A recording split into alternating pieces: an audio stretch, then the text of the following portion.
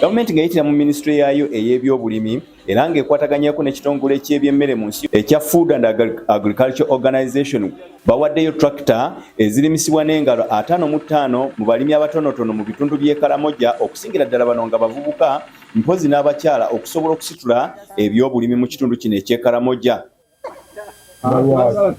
Omukwanaganya w'ekitongole kya Food and Agriculture Organization mu kitundu kino Dr. Abe Paul agamba nti bakusitula ebyobulimi mu district mukaaga omuli ey'e Nakapiripirit, Nabiratu, Moroto, Kotido n'endala era ng'eno tractor gye zisindikiddwa okusobola okusitula ebyobulimi byonna mu kitundu kino. And also the last one is on mechanization, the procurement of the 55 walk behind tractors with its attachments, plus tricycles to facilitate transportation during our seasons. We championed under this was centered on 3 key pillars, which was commercial sustainability, environmental sustainability, and socio-economic sustainability. Dr. Abe agamba bakukozesa tractor biweetiye okusima enzizi ekika kya dda mu bitundu bino eby'e Karamoja okusitula n'okwongera ku mutindo gw'okufukirira.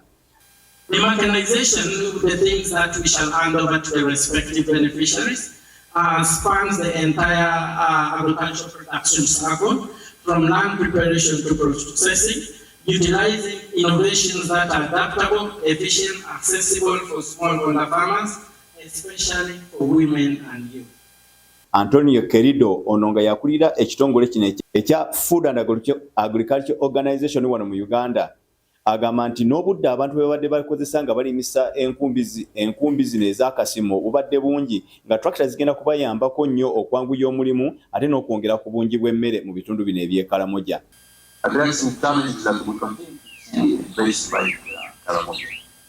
This project, I have important to that is not only in Uganda, it also has been implemented in a number of other countries where FAO and UNDP together we're delivering on the implementation of such projects to ensure that we bring technologies that improve production but also improve productivity. We strongly believe that we have achieved what we have proposed on this not only the UNDP component but as well as within FAO, touching over 12,000 farmers. Abamu kubaganyuddwa era bakwasiddwa tractor zino bagamba emmere kye kizibu ekisinga mu Karamoja era nga zigenda kuyamba nnyo okusitula n'okwongera ku bungi bw'emmere mu kitundu kino. Watering animals, also these dams were used of the budget in Karamoja and also support irrigation. And support irrigation, that one will be achieved if we put mega dams.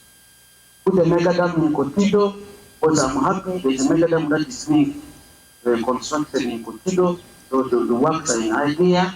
I also pray that the same big dams should be given to all the 9 districts of Karamoja.